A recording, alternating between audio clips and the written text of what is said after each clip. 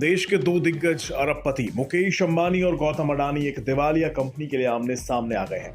वो दिवालिया कंपनी कोई और नहीं बल्कि फ्यूचर रिटेल लिमिटेड है। इसी को खरीदने की रेस में अब गौतम अडानी समूह और मुकेश अंबानी की रिलायंस शामिल हो गई है।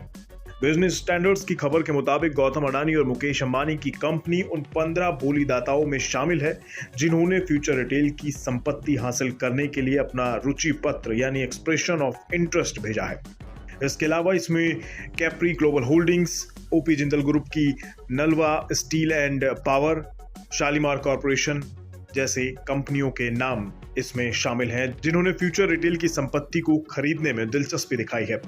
आपको बता दें कि बीते अक्टूबर महीने में ही फ्यूचर समूह की कंपनी फ्यूचर रिटेल लिमिटेड के लिए रुचि पत्र यानी एक्सप्रेशन ऑफ इंटरेस्ट जमा करने की समय सीमा करीब 2 हफ्ते तक के लिए बढ़ाकर 3 नवंबर तक कर दी गई थी। तब बताया गया था कि आवेदकों की अंतिम सूची 20 नवंबर 2022 को जारी की जाएगी और रेजोल्यूशन प्लान जमा करने की अंतिम तारीख 15 दिसंबर 2022 है। इस मुद्दे को थोड़ा और विस्तार में समझने के लिए आपको बता दें, बिग बाजार इस नाम से आप पहले से वाकिफ होंगे। बिग बाजार फ्यूचर रिटेल का एक बड़ा ब्रांड है। बिग बाजार के अलावा फ्यूचर रिटेल में होम टाउन, फूड बाजार, फूड हॉल, इजी डे, ई जोन, हाइपर सिटी नाम के और भी कई रिटेल ब्रांड्स आते हैं।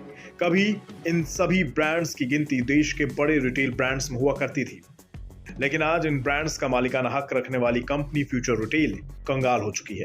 एनसीएलटी के मुंबई ब्रांच में फ्यूचर रिटेल के खिलाफ दिवालिया प्रक्रिया चल रही है। यहाँ आपको बता दें, फ्यूचर रिटेल पर अलग अलग क्रेडिटर्स की करीब 21,000 करोड़ रुपए की देनदारी है, जिसमें से फ्यूचर रिटेल पर बैंकों के 5,333 करोड़ रुपए से ज्यादा के लोन डिफॉल्ट के आरोप है। अप्रैल 2022 को बैंक ऑफ इंडिया ने फ्यूचर रिटेल के खिलाफ दिवालिया प्रक्रिया शुरू करने के लिए याचिका दाखिल की थी, जिसके बाद एनसीएलटी की धारा 7 के तहत बैंक ऑफ इंडिया की याचिका को मंजूरी मिल गई थी।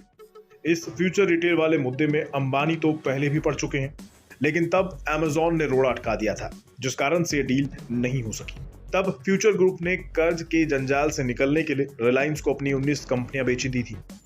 फ्यूचर ग्रुप की रिलायंस के साथ ये डील करीब 24,713 करोड़ रुपए में होती, जिसमें फ्यूचर ग्रुप का होलसेल, रिटेल और लॉजिस्टिक कारोबार इस डील का हिस्सा था।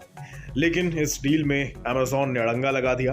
अमेजॉन का आरोप था कि इस डील के लिए फ्यूचर ग्रुप ने कॉन्ट्रैक्ट नियमों का उल्लंघन किया है, जिसके बाद रिलायंस को भी पीछे हटना पड़ा।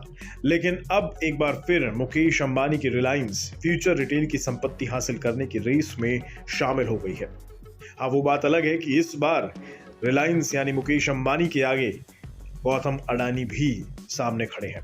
फिलहाल फ्यूचर रिटेल के हाल पर अगर नजर डालें तो बीते 3 नवंबर को फ्यूचर रिटेल का शेयर भाव 52 वीक के लो लेवल पर था।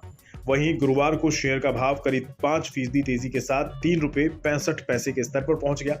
मार्केट कैप की बात करें तो 200 करोड़ रुपए के आसपास बैठता है। अब देखते हैं कि इस बार क्या अंबानी फ्यूचर रिटेल वाली डील को क्रैक कर पाएंगे या फिर अडानी बाजी मार जाएंगे। इन दोनों दिग्गजों की आमने सामने की टक्कर देखना दिलचस्प रहेगा।